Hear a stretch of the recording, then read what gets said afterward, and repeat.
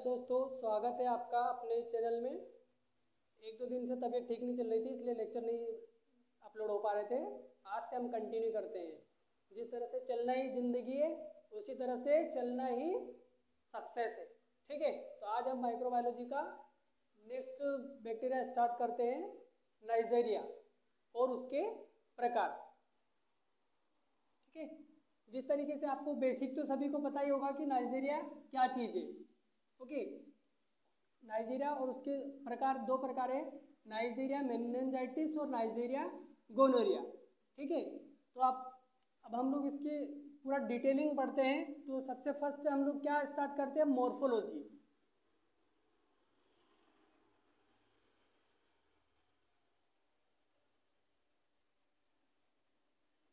Morphology में हम लोग क्या स्टार्ट करते हैं कि इसमें कितना उसका साइज है, पूरी मॉर्फोलॉजी बताना है। तो मॉर्फोलॉजी में सबसे हम लोग पढ़ते हैं कि ये ग्राम क्या चीज़ है। तो अभी तक हम लोग पढ़ते आ रहे हैं ग्राम पॉजिटिव।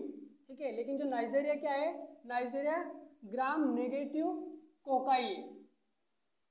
ठीक है, ये क्या है, ग्राम नेगेटिव कोकाई है। ओके, और ठीक है, ये किस शेप में होगा, ये डिप्लो कोकाई होगा, डिप्लो कोकाई। ओके, क्या होगा ये अभी तक, क्योंकि हम पॉजिटिव पढ़ते आए थे, ये ग्राम नेगेटिव होगा और कोकाई होगा। जैसे डिप्लो कोकाई बोल दिया तो ऑब्वियसली ये किस शेप में होगा, डबल शेप में होगा। अब डिप्लो होगा तो ये जोड़ों में होगा, पेयर इन शेप। ठीक है, किस शेप में होगा ये, पेयर इन शेप। अब इसमें दो बैक्टीरिया हम लोग पढ़ते हैं। नाइजीरिया में अभी शॉर्ट लिख देता हूँ, नाइजीरिया मेनिनजाइटिस और नाइजीरिया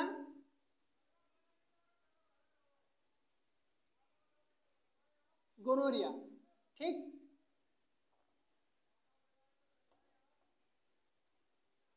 नाइजीरिया गोनोरिया। तो आप इसका बेसिक तो सभी लोग जानते हैं कि नाइजीरिया क्या क्या चीज़ है और गोनोरिया क्या चीज़ है। नाम से ही पता चल रहा है, मेनिनजाइटिस मतलब अब ये किसको अफेक्ट करने वाला है, कहाँ पर ये बैक्टीरिया इन्फेक्शन फैलाने वाला है, मेनिनजाइटिस सेल्स। अब ये सेल्स कहाँ पर प्रेजेंट होती है, ब्रेन में। ठीक है, तो हमारे हमने जो मेनिनगस सेल होती है हमारे ब्रेन को कवरिंग करके रखती है। अगर उसी में अगर इन्फ्लामेशन हो जाते हैं तो वो किस बैक्टीरिया के कारण होता है, हमारा नाइजीरिया मेनिनजाइटिस के कारण। ठीक है, तो हम यहाँ लिख मेंशन कर देते हैं, मेनिनजाइटिस या मेनिंगो सेल्स। ठीक है, मेनिंगो सेल्स। और गोनोरिया की बात करें तो गोनोरिया कहाँ डिजीज करता है, अभी हम जानते हैं कि गोनोरिया कहाँ पर होता है, जेनाइटल ट्रैक्ट को।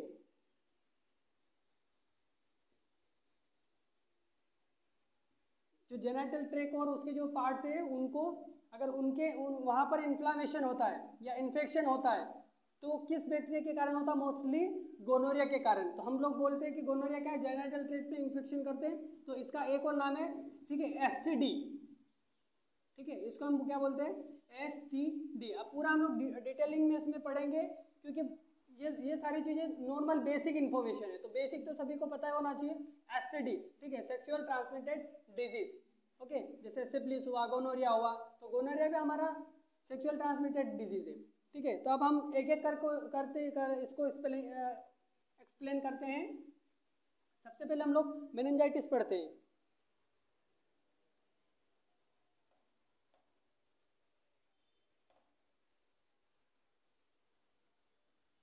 मेनिनजाइटिस में भी हम लोग क्या स्टार्ट करेंगे, जैसा कि हम लोग सीरियस वाइज पढ़ते हैं तो सबसे पहले हम इसकी भी मॉर्फोलॉजी पढ़ेंगे कि मेनिनजाइटिस क्या चीज़ है। तो ये अब सबसे पहले तो हमने बोल दिया कि ये क्या होगा, ये ग्राम नेगेटिव कोकाई होगा। ठीक है, एंड इसको हम डिप्लोकोकस भी बोलेंगे। ठीक है, क्योंकि हमें लिखना आता है उसका पूरा डिटेलिंग, तभी तो हम उसमें पूरा मेंशन कर पाएंगे। ये डिप्लो कोकाई है, अब किस शेप का होगा, ये डिप्लो कोकाई है, तो इसको भी हम लिखेंगे इसकी मॉर्फोलॉजी में भी, pair in shape, pair in shape. और इसमें क्या होगा, इसकी और खासियत क्या है, ये नॉन स्पोर फॉर्मिंग है, इसमें कोई स्पोर्स नहीं होंगे। और क्या होगा, ये नॉन फ्लैजिलेट, नॉन ये फ्लैजिलेटेड हो, इसमें कोई भी फ्लैजेला नहीं होता है, ओके, मेनिंगो सेल्स में।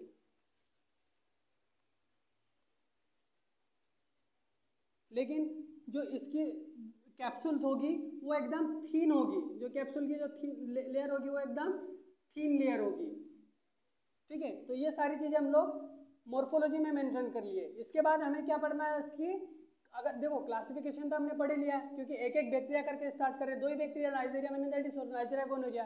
तो अब नाइजीरिया मेनिंजाइटिस का और कोई भी क्लासिफिकेशन नहीं है, तो हम अब इसके बाद में क्या होगा, कैरेक्टर्स होगा या तो कल्चर मीडिया होगा, ठीक है। तो हम कल्चर मीडिया पढ़ेंगे सेकेंड नंबर पे। कल्चर मीडिया इसमें कौन कौन सा यूज होने वाला है, ठीक है। सीरियल वाइज देखो, अगर किसी का क्लासिफिकेशन होगा तो आप क्लासिफिकेशन लिखो, कैरेक्टर्स होंगे तो कैरेक्टर्स, स्पेसीज होगी तो अलग स्पेसीज लिखो, ठीक है। उसके देन बाद हम लोग कल्चर मीडिया मेंशन करेंगे, क्योंकि कल्चर ऐसे सीरियल एक बाय स्टेप पढ़ेंगे तो पढ़ने में इजी होती है, क्योंकि बहुत सारे बैक्टीरिया होता है, कन्फ्यूजन बहुत ज़्यादा होती है, ठीक है। तो इसमें कल्चर क्या यूज़ करने वाले हैं, आपको पता ही है कि जो नाइजीरिया है तो इसका जो मोस्ट होता है चॉकलेट अगार,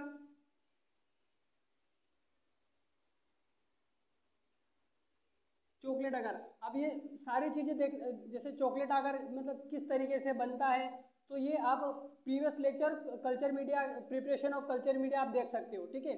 तो कल्चर मीडिया जो चॉकलेट अगार वो कहाँ से आता है, इसके लिए कोई अलग से नहीं होता है। ये जो हमारा ब्लड अगार, हम लोग ब्लड अगार बनाते हैं ना, तो ब्लड अगार को हम लोग 42 या अबव 45 डिग्री सेल्सियस पे उसको ज़्यादा हीट करते हैं, तो जो हमारा ब्लड होता है वो चॉकलेटी कलर का होता है। तो इस तरीके से हम लोग चॉकलेट अगार बनाते हैं। अगर पूरे इसका डिटेलिंग पढ़ना होगा तो आप कल्चर मीडिया वाला लेक्चर देख सकते हो, ठीक है। चॉकलेट अगार यूज़ करते हैं इसमें, सिंपल मीडिया यूज़ करते हैं,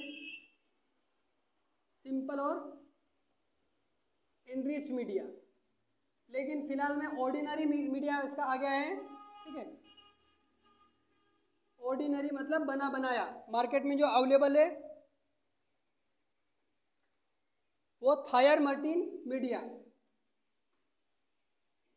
थायर मार्टिन मीडिया, ठीक है। मोस्टली जो सभी का कॉम्बिनेशन होता है, जैसे टेबलेट आती है ना, जैसे डाइक्लोफेनिक, पैरासीटामोल, तो अलग अलग लेना पड़ता है, सिट्रीजिन। तो अभी क्या होता है, अभी जो कंपनियां होती है वो सारे कंटेंट एक में ही मिला देते हैं, होता है ना, देखा होगा आप लोगों ने कभी। क्योंकि हमें देखो पीसीएम खाने से, पीसीएम की अलग टेबलेट, सिट्रीजिन की, डाइक्लोफेनिक की, तो बहुत सारी अलग अलग टेबलेट भी होती है। लेकिन अभी क्या हो गई है, कंपनी एक ही में सब उसके कंटेंट मिला दिए, तो एक ही टेबलेट खा लो तो हम ठीक हो जाएंगे। उसी प्रकार जो कल्चर मीडिया भी, पहले तो जो पुरानी टेक्निक है, हालांकि हमें पढ़ना तो अब जमाना मॉडर्न हो गया, लेकिन पढ़ना वही है। तो ये सारे कल्चर मीडिया इसके लिए, लेकिन अब ऑर्डिनरी मीडिया उसका बन चुका है, ठीक है। पहले तो जब नहीं था तो इससे ही काम चलाते थे, लेकिन अब ऑर्डिनरी आ गया तो थायर मार्टिन जो मीडिया है उसी में ये ग्रो कर जाते हैं, ठीक है।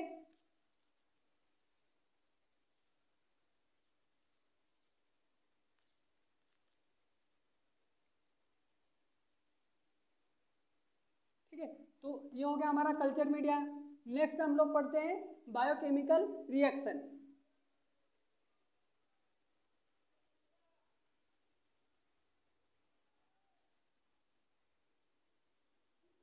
ठीक है, अब बायोकेमिकल में क्या रिएक्शन करते हैं, जो जो भी हमारे जैसे शुगर हुआ, हमने पिछले प्रीवियस लेक्चर्स में क्या क्या चीज़ें डिस्कस करी थी, तो वो हर एक बैक्टीरिया के लिए अलग अलग होंगे, केटालेस, कोगुलेस, ठीक है, यूरियस, साइट्रेस। तो ये सारी चीज़ हमें पॉजिटिव और नेगेटिव, ठीक है, अगर रिएक्शन करता होगा, जो हम लोग केमिकल रिएक्शन, देखो बायोकेमिकल मतलब एकदम लिविंग तरीके से, ठीक है, वो जीवित तरीके से वहाँ पर हमें कुछ ना कुछ उसमें चेंजेस मिलती है। जब हम कोई केमिकल यूज़ करते हैं तो क्योंकि बैक्टीरिया जिंदे होते हैं तो वो रिएक्शन करते हैं। जैसे अगर लेक्टोज फर्मेंटेशन देखेंगे हम, उसको NLF, LH ऐसा बोलते हैं, lactose fermentation, non lactose fermentation. तो हमें क्या हुआ, अगर फर्मेंटेशन हो रहा है तो पिंक कलर शो होता है, इसी प्रकार हमें उसमें रिएक्शन देखने को मिलती है, ठीक है। तो हम बायोकेमिकल में इसमें क्या क्या मेंशन करने वाले हैं, फर्मेंटेशन, ठीक है। तो सबसे पहले फर्मेंटेट करके देखते हैं हम लोग, फर्मेंटेंट। अब फर्मेंटेंट में क्या होगा हमारा, लेक्टोज, माल्टोज, ग्लूकोज, ठीक है। तो इसी में तो वो फर्मेंटेशन करेंगे। अब फर्मेंटेशन मतलब उसमें किण्वन करेंगे। किण्वन मतलब जैसे सड़ाते ना, जैसे दारू बनाते तो बहुत देर तक उसको सड़ाते गलाते, ठीक है। जो वाइन भी बनाते हैं ना तो उनको क्या करते, उनका किण्वन करते हैं, उनका फर्मेंटेशन करते हैं। तो इसमें भी हमें उनको फर्मेंटेट करके देखते हैं। तो कल्चर मीडिया का काम ही क्या है, फर्मेंटेट करवाना, ठीक है। जैसे जो शराब बनती है, वाइन बनती है, तो वो क्या अंगूर हो या जो भी कंटेन है उनको क्या करते हैं, उनको फर्मेंटेट करवाते हैं, सड़ाते गलाते उसको किण्वन करवाते हैं, तब जाके उसमें से निकलते हैं। तो बैक्टीरिया को भी हमें देखने के लिए, ओके, या उनका हमें स्टडी करने के लिए उनको क्या करना पड़ता है, उनको भोजन, कल्चर मीडिया का मतलब ही हमने पढ़ा था, ठीक है। तो कल्चर मीडिया समझने के लिए आप प्रीवियस लेक्चर देख सकते हो कि उनको क्या करते हैं, ऐसे ऐसे कंटेंट प्रोवाइड करवाते हैं बैक्टीरिया को, ताकि वो खा पी कर अच्छे से बड़े हो सकते हैं। तो प्रीवियस लेक्चर में उसको बहुत अच्छे से एक्सप्लेन किया गया है, ताकि वो अच्छे से ग्रो करके हमें उसका रिएक्शन देखने को मिले, ठीक है। तो बायोकेमिस्ट्री इसमें फर्मेंटेशन में क्या देखेंगे, लेक्टोज, माल्टोज और ग्लूकोज, ये क्या हमारे कार्बोहाइड्रेट मॉलिक्यूल्स है। तो इसमें फर्मेंटेशन होता है। देखो अब इसमें जिस बैक्टीरिया अलग अलग प्रकार होते हैं, कोई लेक्टोज को चूज करता है, कोई माल्टोज को चूज करता है, कोई ग्लूकोज में फर्मेंटेशन कर जाता है, अलग अलग उसके प्रकार से, ठीक है।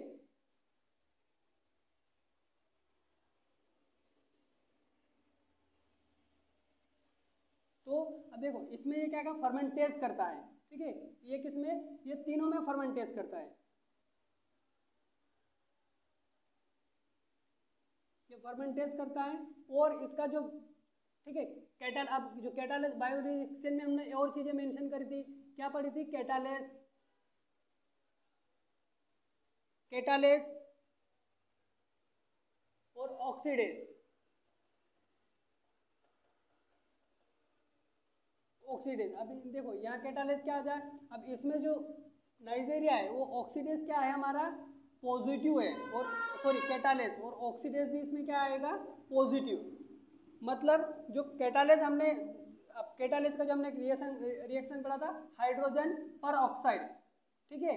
अब इसका जो रिएक्शन है हाइड्रोजन पर ऑक्साइड, जब हम सैंपल, देखिए एक स्लाइड लेंगे और स्लाइड में सैंपल लेंगे और सैंपल के ऊपर कुछ ड्रॉप हाइड्रोजन परऑक्साइड के डालेंगे, तो उसमें क्या हमें दिखेगा, प्रेसिपिटेशन दिखेगा, क्लम्प दिखेगा, एक बुलबुले के समान एक हमें उसमें रिएक्शन दिखेंगी। तो अगर रिएक्शन दिखी तो हम लोग क्या बोलेंगे, कैटालेस पॉजिटिव है, अगर रिएक्शन नहीं दिखी तो कैटालेस नेगेटिव। तो इसमें देखने को मिलती है।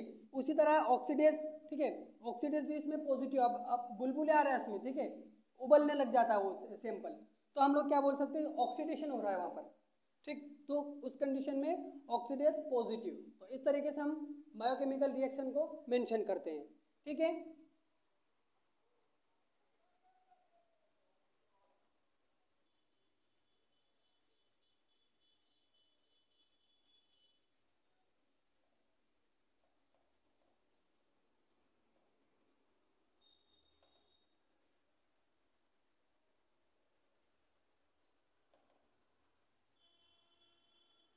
देन हम लोग करेंगे डायरेक्ट स्मीयर। अब देखो इसका जो बेस्ट होता है, ब्लड से भी पता चल रहा है, क्योंकि ब्लड का सर्कुलेशन भी ब्रेन में होता है, लेकिन मोस्टली वहाँ पर क्या प्रेजेंट होता है, CSF, सेरिब्रो स्पाइनल फ्लूइड, क्योंकि वो वहाँ पर मेनिंगोकोकस में घूमते रहता है, ठीक है। तो इसका जो हम डायरेक्ट स्मीयर बनाएंगे, अब क्या करेंगे हम, लैब डायग्नोसिस, स्पेलिंग में वेरिएशन आ सकती है, स्पेलिंग के ऊपर ध्यान ना दें, ठीक है, वो तो सभी को पता ही है।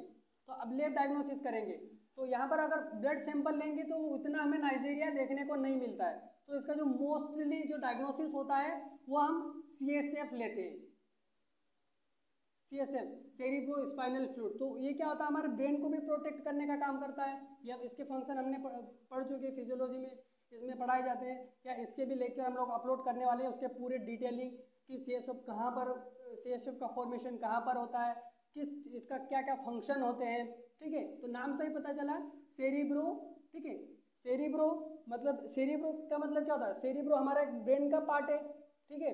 तो सेरिब्रो और स्पाइनल, ये जो हमारी स्पाइनल रीढ़ की हड्डी है, ठीक है, उसी के अंदर प्रेजेंट होने वाला फ्लूइड, तो वो सेरिब्रो स्पाइनल फ्लूइड। तो अब वहाँ पर वो घूम रहा है, तो इसका जो सैंपल में ही तो हमें नाइजीरिया मेनिंजाइटिस देखने को मिल सकता है।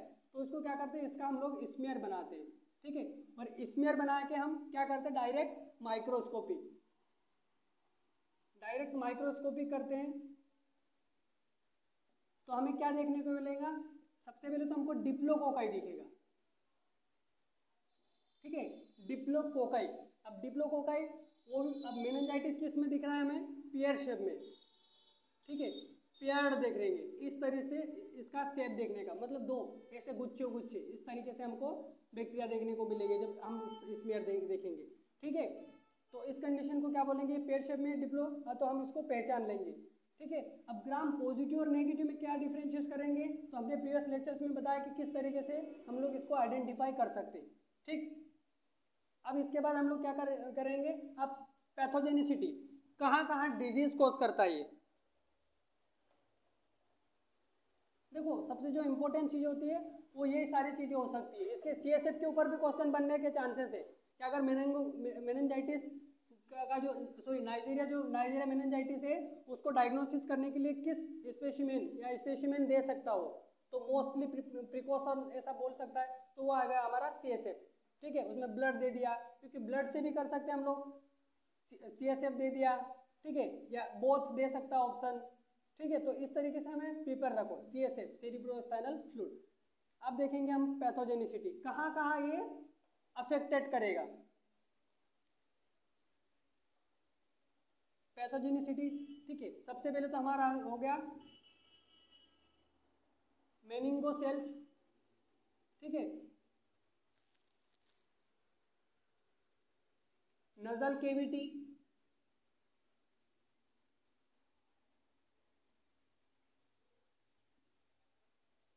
कॉन्जवाइटाइटिस,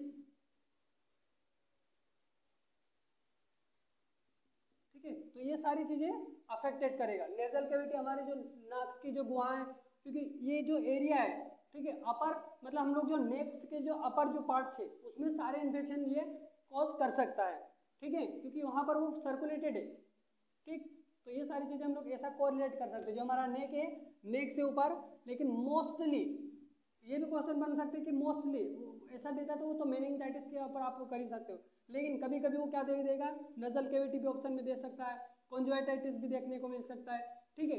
तो हम क्या सोचते हैं कि नहीं यार ये तो मेनिंजाइटिस को कोज करता है, इसलिए हम लोग इसका आंसर गलत टिक कर सकते हैं। तो ध्यान रहे क्योंकि इससे क्वेश्चन आने के चांसेस है, ठीक। तो ये सारे हो गया, हम लोग किस में पढ़ेंगे, हम मेनिंजाइटिस में। अब हम लोग स्टार्ट करेंगे गोनोरिया, क्योंकि गोनोरिया भी बहुत मोस्ट इंपोर्टेंट है, क्योंकि मेनिंजाइटिस से भी क्वेश्चन बनते हैं और गोनोरिया से भी क्वेश्चन बनते हैं।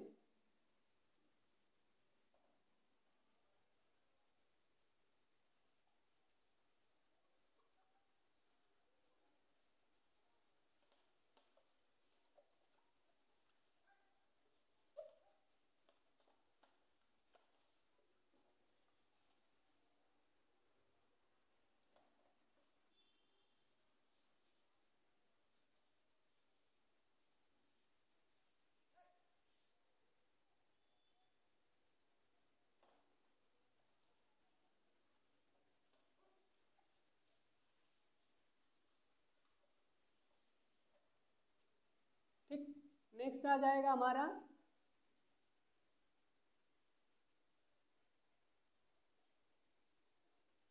Nigeria gonorrhoea. जैसे कि आप जानते हो उसको एसटीडी लिख दो यहाँ पर, ठीक है, सपोज करने के लिए सेक्सुअल ट्रांसमिटेड डिजीज, ठीक। और ये सबसे ज़्यादा कहाँ पर ये अफेक्ट करने वाला है, ये जेनाइटल ट्रैक्ट। तो इसके हम मोर्फोलॉजी देखते हैं, हर एक चीज़ का है, सभी बैक्टीरिया को हम लोग इसी तरीके से मेंशन करो ताकि हम उसको स्टेप बाय स्टेप पढ़ सकें। मोर्फोलॉजी में वही सारी चीज़ें मेंशन कर देना कि ये क्या है, ग्राम नेगेटिव कोकाई है, और ये पेयर शेप में दिखाई देता हो, ठीक है, paired in shape, paired, and अब ये क्या एक बीन शेप में, ये थोड़ा अलग दिखता है, क्योंकि तभी तो हम आइडेंटिफाई कर पाएंगे।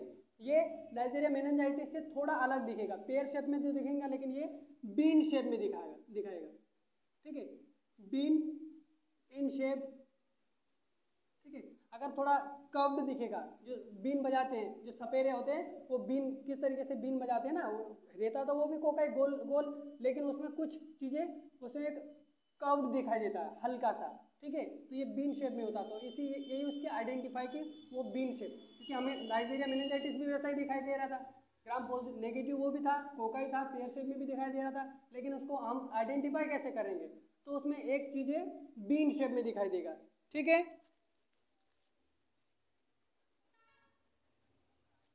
ये भी नॉन मोटाइल है, नॉन मोटाइल, नॉन कैप्सुलेटेड, ठीक, नॉन स्पोर फॉर्मिंग,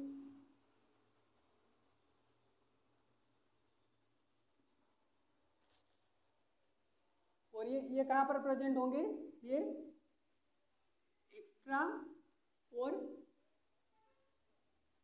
इंट्रासेल्यूलर, ठीक। तो ये सारी चीजें हमारे आ जाएगी। देखो एक एक चीज उसमें कॉम्बाइन है, नाइजीरिया अगर एक चीज पढ़ लोगे तो उसमें बहुत सारी चीजें आपको मेंशन करने को मिल जाएगी, ठीक है। हम ज़्यादा पढ़ लेते तो वो कहीं ना कहीं कोरिलेट कर जाता है, लेकिन पढ़ना ज़रूरी है, ठीक है। ये हो गई मॉर्फोलॉजी।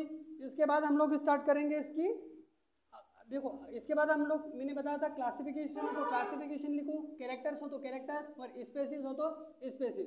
अगर नहीं, क्योंकि अभी हम लोग इसकी क्लासिफिकेशन है ही नहीं, क्योंकि ये खुद एक क्लासीफाई है, कोई इसके कैरेक्टर्स भी नहीं है, ठीक है। कैरेक्टर्स आप लिख सकते हो कि ये सेक्सुअल ट्रांसमिटेड डिजीज है, किस किस के थ्रू हो सकता है ये, ठीक है। तो इसके कैरेक्टर्स हम लोग पढ़ लेते हैं, क्योंकि कैरेक्टरिस्टिक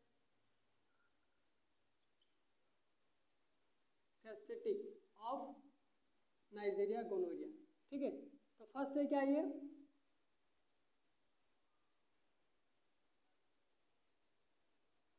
सेक्सुअल ट्रांसमिटेड डिजीज, ठीक है। और कैसे फैल सकता है, जैसे कोई इन्फेक्टेड मदर्स हो, इन्फेक्टेड मदर्स से, ठीक है, infected mother to foetus, okay, तो इसके थ्रू भी जा सकता है। और ये किस में हो सकता है, अब ये इन्फेक्टेड कहाँ से जा रहा है, इन्फेक्टेड मदर टू फीटस में जा रहा है, तो उसको उसके जो कॉन्जक्टिविस है और उसके जो पार्ट्स हैं, ठीक है, क्योंकि वो बच्चा अभी फीटस की कंडीशन में है, अंदर ही है, तो उसको उसके बॉडी पार्ट्स को भी, ठीक है, क्योंकि वो भोजन कहाँ से लेगा, ये मदर से लेगा उसको प्लेसेंटा के थ्रू, तो उसका जो कॉन्जक्टिविस है, ठीक है, वो भी उसका हो गया, फेरेंजाइटिस है, वहाँ पर भी इन्फ्लामेशन करेंगे वो, ठीक है। कॉन्जक्टिवा को भी इम्प्लेशन करेंगे, क्योंकि वो एक ऐसा नॉर्मल फ्लोरा वाले पार्ट है, ओके।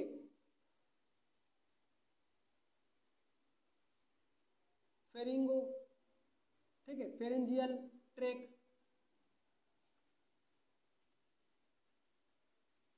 फेरेंजियल ट्रैक हम ऐसा लिख सकते हैं, ठीक है। तो ये सारी चीजें क्या हो गए इसके कैरेक्टर्स, ये किस किस के थ्रू हो सकते हैं, ठीक है। फोर्थ क्या उसमें, जितने भी जेनाइटल ट्रैक है, जेनाइटल पार्ट्स है, उनको क्या करेगा वो इन्फेक्टेड करेंगे। तो ये आ गए हमारे कैरेक्टर्स, ठीक है। अब क्या पढ़ेंगे हम लोग, कल्चर, कि किस कल्चर से इसको हम लोग ट्रीट कर सकते हैं, कल्चर के थ्रू भी कर सकते हैं, इसके सेरोलॉजिकल टेस्ट भी लगा सकते हैं हम लोग, लेब डायरेक्ट माइक्रोस्कोपिक के थ्रू भी, लेकिन वो इससे एक के बाद एक पढ़ो, ठीक है। इसके बाद में हम लोग लगा लेते कल्चर,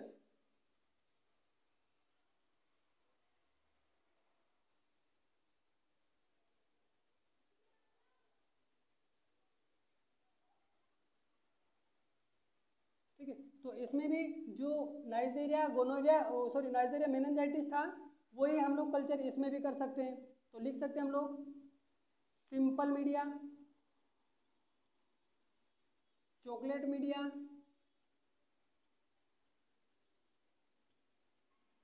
चॉकलेट अगार, और जो ऑर्डिनरी है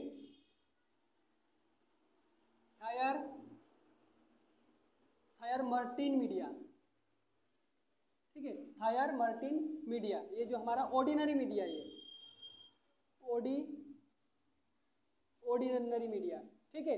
तो ये कल्चर मीडिया हम लोग यूज़ करेंगे इसके लिए, सेम जो हम लोग मेनिंजाइटिस के लिए यूज़ करेंगे, क्योंकि उसी में हम लोग ग्रो करवा सकते हैं इसमें भी, ठीक है। अब क्या रहेगी इसकी बायोकेमिकल रिएक्शन।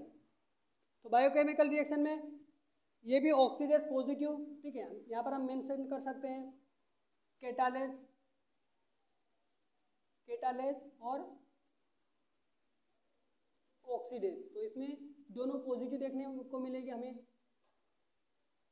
ठीक है, ऑक्सीडेज भी पॉजिटिव देखने को मिलेगा और कैटालेज भी पॉजिटिव देखने को मिला है, ठीक है। अब फर्मेंटेशन की बात करें तो ये मोस्टली माल्टोज और ग्लूकोज में ये फर्मेंटेज करेगा।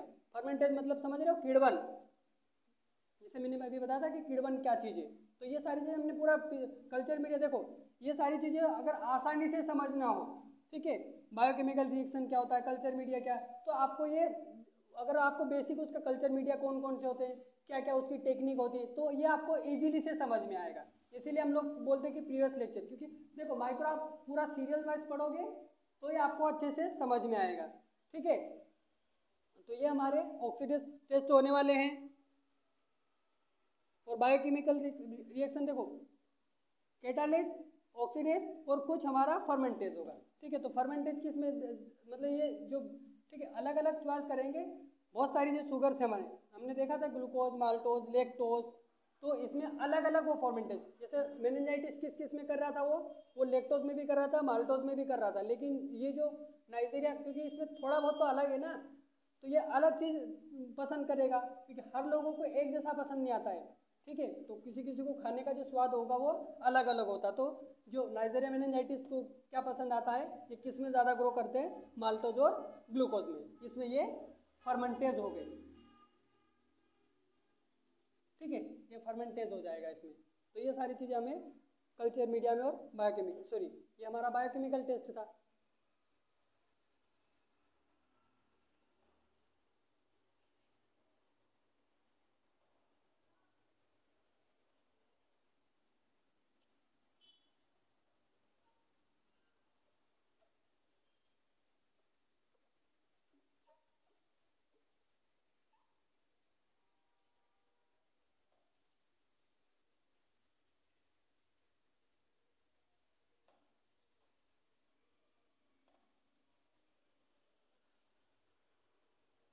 अब हम इसका लैब डायग्नोसिस करेंगे। लैब डायग्नोसिस में इसका जो सैंपल लेंगे वो ब्लड से तो कर नहीं सकते हैं, क्योंकि ब्लड में आएगा, लेकिन जो ऑलमोस्ट है, ठीक है, क्योंकि देखो एग्जाम में जो पूछते हैं वो एक्यूरेसी पूछते हैं, एकदम परफेक्ट होना चाहिए, ठीक है। तो इसका जो सैंपल कौन कौन कलेक्ट करता है, कि टेक्नीशियन कर सकता है, क्योंकि हमारे लैब में तो इसका कलेक्शन हो नहीं सकता है। तो जो गायनिक है, ठीक है, सबसे पहले तो ये सारी चीज़ें भी हमें पता होना चाहिए, ठीक है। जितने भी एसटीडी जो स्पेसिमेंट्स है वो कौन कलेक्ट करता है, सबसे प्रायोरिटी कौन देता है, गायनिक,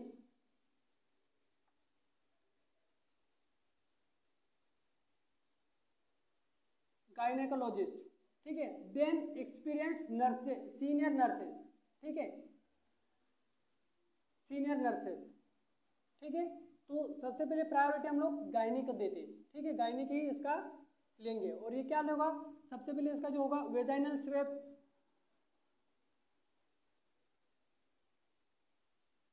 ठीक है, और स्कार्पिंग, स्क्रीनिंग, वेजाइनल स्क्रीनिंग, स्वेब भी हो सकता है वो, वेजाइनल स्क्रीन और वेजाइनल स्मेयर। और किससे लेते हैं, स्पेचुला, स्पेचुला करके एक औजार होता है एक स्पून, लाइक स्पून, तो उस पर हम क्योंकि ऐसा पूछा जाता है, क्योंकि इन दोनों पे देखो क्वेश्चन बहुत इजी होते हैं, लेकिन कभी कभी क्या हो जाता है, उसको एग्जामिनर एक ही कोशिश करता है कि उस चीज़ को मैं कहाँ पर छुपाऊं, ठीक है, क्योंकि हमारे हर एक वीडियो में तो कोई ना कोई कॉन्सेप्ट देता हूँ कि किस तरीके से हमें एग्जाम को फाइट करना होता है, समझना चाहिए क्वेश्चन आंसर को। तो जिस तरीके से क्वेश्चन एग्जामिनर क्या सोचते हैं कि मैं अब बहुत बड़ा बड़ा वो बनाएंगे, सबसे पहले तो बहुत लंबा क्वेश्चन बनाएंगे, जबकि उसका मतलब कोई नहीं रहता है, आंसर बहुत सीधा सीधा रहता है, लेकिन उसको क्या करना होता है कि छुपाना होता है। वो सोचता है कि इस क्वेश्चन में जो इम्पोर्टेंट जो पॉइंट है, जो वर्ड है, उसको मैं कहाँ पर छुपाऊं, ताकि ऑलमोस्ट बच्चों की नजर जाए नहीं वहां पर। इसलिए जो एक्सेप्ट होता है, नोट होता है, वो देखो ट्रिकी तरीके से पूछता है, आखिरी में एक्सेप्ट वन, इस तरह से क्वेश्चन बनते हैं। ठीक है, तो ये कुछ तरीके हैं। तो हर वीडियो में मैं कुछ ना कुछ मेंशन करता हूँ। जिस तरीके से एग्जामिनर छुपाने की कोशिश करते हैं, उसी तरीके से हमको ढूंढने की कोशिश करना चाहिए। ठीक है, तभी हम उसका राइट आंसर कर पाएंगे। वो फुल कोशिश करते हैं, तो हम भी फुल कोशिश लगा दो। पेपर इतने इजी, इतना टफ नहीं बनते हैं, टफ बनाए जाते हैं वहाँ पर, वहीं पर बनाए जाते हैं। मटेरियल इतना टफ नहीं रहता है। ठीक, इसी चीज़ को वो घुमा फिरा के देख सकता है वो। ठीक है, तो अब यहाँ पर क्या देख सकते हैं, देखो ये हमारा लैब डायग्नोसिस में क्या क्या चीज़ें, गायनिक तो उसने ले लिया, स्वैब ले लिया, वगैरह वगैरह, स्क्रीनिंग ले लिया। ठीक है, स्पिचुला उसका जो है, अब हम उसको क्या करेंगे, माइक्रोस्कोपिक अब कर लिए। अब उसमें क्या देखने को मिलेगा, इन्फेक्शन, पैथोजेनिसिटी। पैथोजेनिसिटी में जितने भी मैंने अभी बता दिया था, जेनाइटल ट्रैक इन्फेक्टेड होगी। ठीक है, ह्यूमन, ओके, ह्यूमन्स में सबसे ज़्यादा, क्योंकि मेंस में भी होगा, लेकिन जो रिप्रोडक्टिव ऑर्गन्स है उसमें इतना ज़्यादा मेल में अफेक्ट नहीं पड़ता जितना फीमेल में होता है। ठीक है, और अगर ये जेनेटल ट्रैक्ट में हुआ, अगर कोई प्रेग्नेंट लेडी होगी तो उसके जो फीटस है, ठीक है, फीटस को भी क्या करेगा, इन्फेक्टेड करेगा। ठीक, तो ये सारी चीज़ें हमें क्योंकि ये बहुत ईजी है, थोड़ा शॉर्ट था, लेकिन इसमें से आने योग्य क्वेश्चन है। अब इसमें से कुछ भी कहीं भी तरीके से वो घुमा सकते हैं। जेनेटल ट्रैक में इन्फेक्शन डाल दिया, फीटल का इन्फेक्टेड होगा, अब फीटल में होगा तो वो खाना पीना करेगा तो उसमें माउथ हो सकता है, उसको माउथ को भी इन्फेक्टेड करेगा। उसके जो आँखों को जो आइरिस है, ठीक है, क्योंकि वो डायरेक्ट अभी वहाँ वहीं पर है, तो वो उसके आँखों को जो कंजक्टिवा है उसको भी इन्फेक्टेड करेगा। वो खा रहा है तो उसकी जो लेयर्स है, फेरेंजियल लेयर से, ठीक है, फेरेंजियल ट्रैक है, उसको भी वो इन्फेक्टेड कर सकते हैं। ठीक है, तो देखते हैं किस तरीके से इसमें क्वेश्चन पूछे जाते हैं। इस तरीके डिटेल हमें पढ़ लेना है, थोड़ा थोड़ा ही पढ़ो, लेकिन अच्छा पढ़ो। आप पूरा भर भर के पढ़ लोगे ना तो वो उतना देखो ना समझ में भी नहीं आता और काम में भी नहीं आता है। ठीक है, बहुत सारा पढ़ना भी हानिकारक होता है। आपको सफलता तभी मिलेगी जब आप सही रास्ते पे चलोगे, क्योंकि सफलता के बहुत, ये हम लोग जा रहे, सफलता के कई रास्ते हैं इस तरीके से, लेकिन हमको ये मेन चीज होता है कि सही रास्ते जाना। पागलों की तरह हम पढ़ रहे तो सक्सेस नहीं हो पाएंगे, लेकिन सही रास्ते पे जाना पड़ेगा। तो सही रास्ता क्या होगा कि एक सोच, अच्छी समझ, ठीक है, और अच्छी गाइडलाइन से ही आप इन सही रास्तों को सिलेक्ट कर सकोगे। अब हर एक जगह तो इनमें से एक ही जगह सक्सेस है, ठीक है, एक ही रास्ते पे सक्सेस है। मान लो 1 2 3 4 5 रास्ते हैं, तो इसमें आपको एक ही रास्ता से ले, यहाँ पर आप खड़े हो, यहाँ से आपको चलना है। तो जुड़े रहे चैनल के साथ, तो हम इसमें से जो आपके रास्ता है वो सही बताने की कोशिश, सही रास्ता बताने की कोशिश करेंगे। ठीक है, तो हमारा पूरा फोकस है कि आपको आपके सक्सेस तक पहुंचाएं। आप यहाँ खड़े हो, आपके सारे रास्ते हम लोग क्लियर करेंगे। ठीक है, हर रास्तों का आप नेगेटिव पॉइंट बताएंगे, हम आपको बताएंगे कि भाई साहब अगर हम इसका एड्रेस बता देंगे तो आप उस रास्ते पे नहीं जाओगे। ठीक है, तो आपका रास्ता, जो भी आपका रास्ता वो हम सही रास्ते पे आपको ले जाएंगे। बस बने रहे, हर एक वीडियो में हम आपको ऐसे कॉन्सेप्ट बताएंगे कि आपको जितने रास्ते हैं वो सब आपके पूरे हटाएंगे, आपको वही रास्ते पे ले जाएंगे जो आपके मंजिल तक पहुंचाएगा।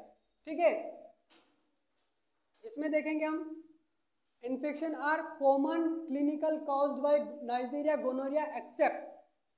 ठीक, इसमें क्या पूछ लिया, देखो इसी तरीके से क्वेश्चन बनते हैं कि infection are the common clinical caused by Neisseria gonorrhoea except, सभी में नाइजीरिया गोनोरिया इन्फेक्ट करेगा। ठीक है, एक को छोड़कर। तो अगर आपको बेसिक पता होगा तभी आप उसको आंसर कर पाओगे। अरे बहुत सारा पढ़ने से कोई फायदा नहीं है। इतना आप ताम झाम पढ़ के आपको सकता हो कि मैं नाइजीरिया गोनोरिया का 1.5 घंटे का लेक्चर देख लिया तो मेरा सिलेक्शन हो जाएगा, या मैंने उसके सारे ऑब्जेक्टिव पढ़ लिए तो मेरा सिलेक्शन नहीं होगा। इतना इजी क्वेश्चन बनते हैं, बस समझने की देरी है। इसीलिए बोलता हूँ कुछ यूनिक तरीके से पढ़ो। एक बार आप हमारी तरह सोच के देखो, ठीक है, हमसे जुड़ के देखो, सक्सेस ना हो तो बताना। ठीक है, क्योंकि आई होप एक एक्सपीरियंस तौर पे बताएंगे हम। तो इसका जो आंसर क्या होने वाला है, जेनेटल ट्रैक्ट ऑफ ह्यूमन इसको बिल्कुल करेगा 100% इसको, ठीक है, यहाँ पर काउज करेगा नाइजीरिया गोनोरिया, ठीक है। न्यूनेटल कॉन्जक्टिविटिस इसको भी बिल्कुल करेगा क्योंकि मदर से इन्फेक्ट में जा रहा था, तो कॉन्जक्टिविटिस को करेगा तो फेरेंजियल को भी करेगा। लेकिन जो pelvic inflammatory disease of main बोला गया है, जेनेटल ट्रैक्ट होता रिप्रोडक्टिव पार्ट बोलता तो यहाँ पर भी डिजीज करता, लेकिन क्या बोलता है पेल्विक भाग, जो pelvic not related of genital part, ठीक है। पेल्विक इंफ्लामेटरी, तो पेल्विक क्या होगा, ये एक ऊपर साइज होता है तो उसी एरिया में लेकिन दूर है, इसका रिलेशन नहीं है, ठीक है। तो इसका जो राइट आंसर आएगा बी।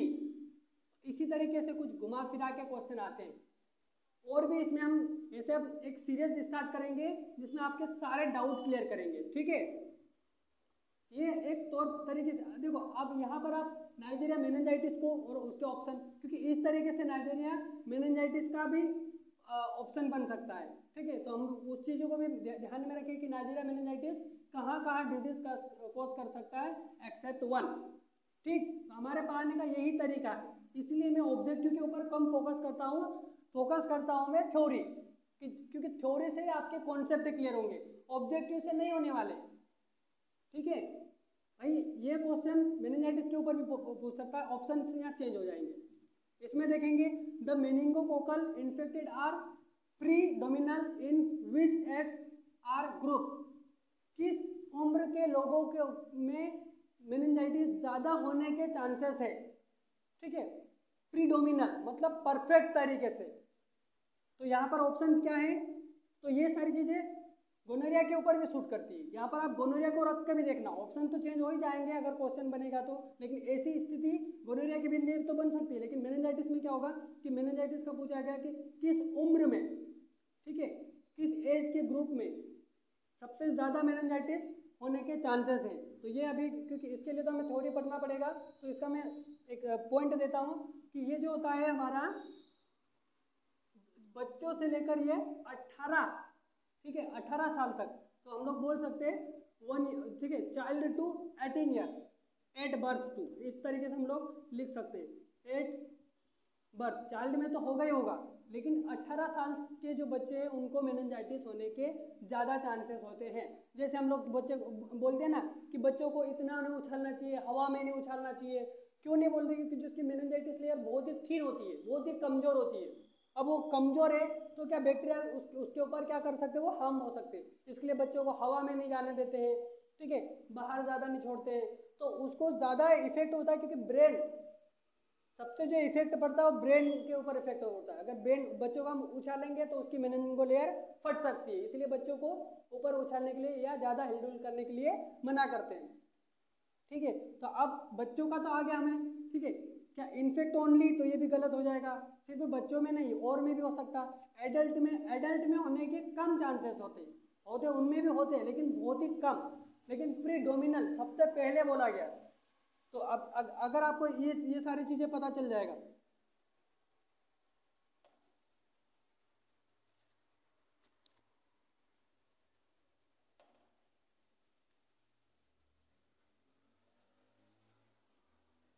ठीक है, अगर आपको पता चल जाएगा कि सबसे जो मोस्ट है क्या है, 8 बर्थ टू 18 ईयर। अब 8 बर्थ टू 18 ईयर में क्या आने वाला है, चाइल्ड 8 बर्थ है और यंगेस्ट, ठीक है, यंगेस्ट जो यंग है, तो इसका जो आंसर क्या हो जाएगा, इस तरीके से आप पढ़ोगे तो ऑटोमेटिकली आपका answer B is a right.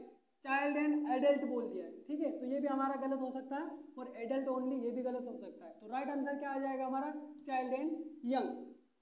क्योंकि अभी देखो जो एग्जाम में पूछते हैं तो ऐसी चीज़ों को उठा के पूछ रहे हैं जो हमारे लॉजिकली जीवन में भी, दैनिक जीवन में भी काम आते हैं, ऐसे ही क्वेश्चन वो डालते हैं, ठीक। नेक्स्ट क्वेश्चन देखते हैं, what is the effective method of transmitted for the primary stage of gonorrhoea, ठीक है।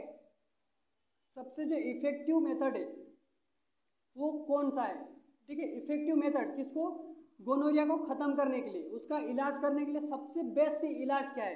देखो सबसे पहले तो हमें समझना होता है सबसे पहले हमें क्वेश्चन को समझना होता है। इसका अगर अच्छे से इसका हिंदी भी आता है लेकिन उसका कई का कई मीनिंग निकलता है, ठीक है। जैसे मैंने बताया था कि ना स्टेरिलाइजेशन, स्टेरिलाइजेशन अगर इसको कीटाणु रहित, ठीक है, या रोग मुक्त ऐसा शब्द देता तो हम रोग मुक्त, तो हम लोग इसको आसानी से समझ जाते हैं, ठीक है। रोग मुक्त या कीटाणु रहित, अगर ऐसे शब्द अगर हिंदी में देंगे तो हम आसानी से समझ जाएंगे। लेकिन जो इसके लिए जो वर्ड यूज होता है वो क्या हुआ है, नसबंदी। ये लो, ठीक है। अब बताओ, अब उसका हम लोग कैसे हिंदी निकाले। इसीलिए ऑलमोस्ट हम लोग इंग्लिश मीडियम में इंग्लिश से पढ़ते हैं, मतलब हिंदी मीडियम में हम पढ़ते भी हिंदी है, आधा हिंदी करके पढ़ते हैं, लेकिन जब एग्जाम में बैठो तो आपको सबसे प्रायोरिटी आप इंग्लिश को देना, इससे आप सही करके आते हो। कि हिंदी जब पढ़ते ना हम ऑफ, में, इन, फ्रॉम, इसमें हम लोग उलझ जाते हैं, क्योंकि जब इसको हम पूरा एकदम प्योर हिंदी में ट्रांसलेट करेंगे तो इसका कई का कई मतलब निकलता है, ठीक है। जिस तरीके से स्टेरिलाइजेशन का आंसर नसबंदी हो सकता है, ठीक है। अधिकतर बच्चे जब हम लोगों ने एग्जाम दी थी तो गलत करके आए, नसबंदी दे दिया भाई साहब, दिमाग नहीं काम करता वहां पर। तो थोड़ा समझो कि what is the effective method of transmitted for primary stage of gonorrhoea, treatment, ठीक है, ट्रीटमेंट। तो इसका हम सीधे से अगर समझ ले, अच्छे से समझ ले कि भाई इसमें बोलना क्या चाह रहा है, कि भाई गोनोरिया का इलाज सबसे अच्छा तरीका कौन सा है, असरदार, इफेक्टिव, ऐसा को रिलेटेड करो। मेरा पढ़ाने का देखो, मेरा पढ़ने का तरीका मटेरियल प्रोवाइड करना, भर भर के आपको देना नहीं है। मेरा मतलब है आपको सिखाना, आपको कैपेबल बनाना, ठीक है। कि वो एक मूवी है ना 3 इडियट की, कि सक्सेस के पीछे मत भागो, ठीक है। अब सीखो उस चीज को, सक्सेस के पीछे भागोगे तो अब वहीं तक सिमट के रह जाओगे। आपका अब नॉलेज के लिए भागो ना, सक्सेस तो हमारे कदम चूमेगी। वो सही बोलता है कि सक्सेस के लिए नहीं भागना चाहिए, कुछ सीखने के लिए, समझने के लिए। इस लेवल से आप स्टडी करोगे, क्योंकि मैं हमेशा कभी भी देखो बेसिकली पढ़ते रहता हूँ मैं, तो मेरा पढ़ने का कोई टाइम नहीं है कि मैं ऐसा नहीं पढ़ते ही रहता हूँ, पढ़ते नहीं, जब मन करता तब पढ़ता हूँ, वरना मैं पढ़ता ही नहीं, हाथ ही नहीं लगाता बुक को। तो आप लोग भी इसी तरीके से मेहनत करते रहे, मेहनत करो लेकिन स्मार्ट वर्क करो, स्टडी करो लेकिन स्मार्ट स्टडी, ठीक है। तो हम सिखाएंगे आपको किस तरीके से स्मार्ट स्टडी करना है, परफेक्ट बना के छोड़ेंगे, ठीक है। तो आपको सक्सेस भी इजी लगेगी। तो इसमें क्या पूछा गया, जैसे मैं इस हर एक चीज़ को कैसे सिंप्लीफाई कर देता हूँ। बच्चे पूछते हैं क्या सर आप इतना सिंप्लीफाई कैसे कर लेते हो। देखो हर एक चीज़ के लिए मेहनत लगती है, किसी भी चीज़ों को करने के लिए मेहनत लगती है। हमें साइकिल सीखने के लिए कितना गिरना पड़ता है, और जब हम लोग सीख जाते हैं तो कितना ईजी लगता है ना, लगता है कि नहीं। हम साइकिल जब शुरू करते तो कितना गिरते हैं, ऐसा लगता था कि बाबा साइकिल हम लोग सीख ही नहीं पाएंगे, लेकिन जो सीख जाते तो ऐसा लगता है कि हम हाथ छोड़ के चलाने लगते।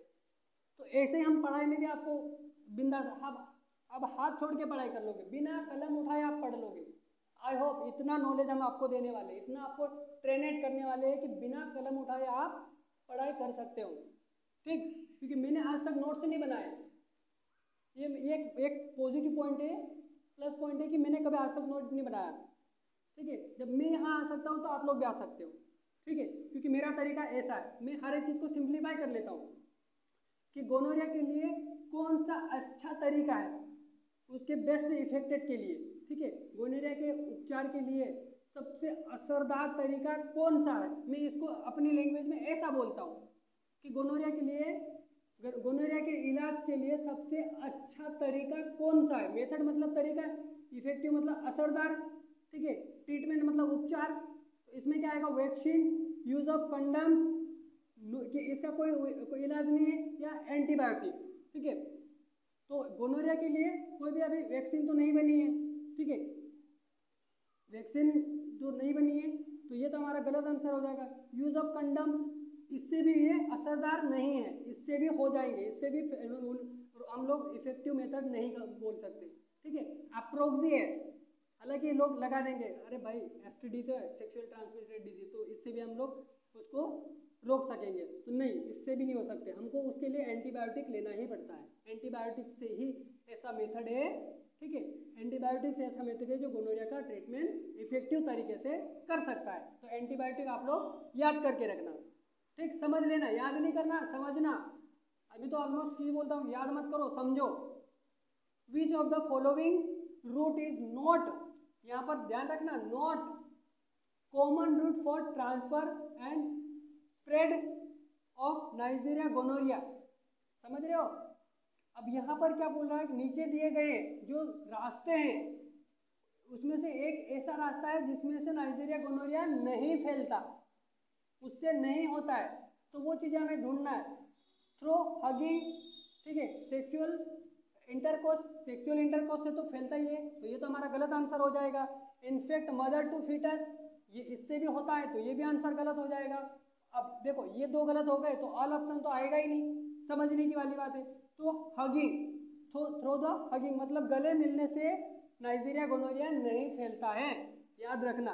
हगिंग मतलब मिलने से, गले मिलने से, गले किसी को गले लगाने से नाइजीरिया गोनोरिया नहीं स्प्रेड होता है और ना ट्रांसफर होगा, ठीक है, ट्रांसफर और स्प्रेड।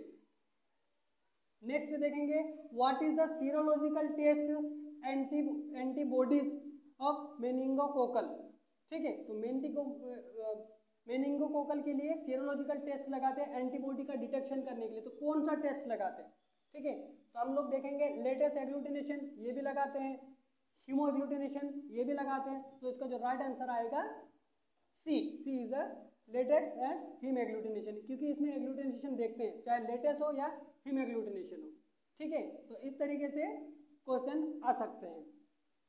तो आप अच्छे से पढ़ें, सोच समझ के पढ़ें, और ऐसे अच्छे नॉलेज के लिए जुड़े रहे चैनल के साथ, चैनल को सपोर्ट करते रहें, हम आपको फुल सपोर्ट करेंगे। ऐसे तरीके, ऐसे थॉट्स बताएंगे कि आप 100% आपके लक्ष्य तक पहुंच ही जाओगे। धन्यवाद।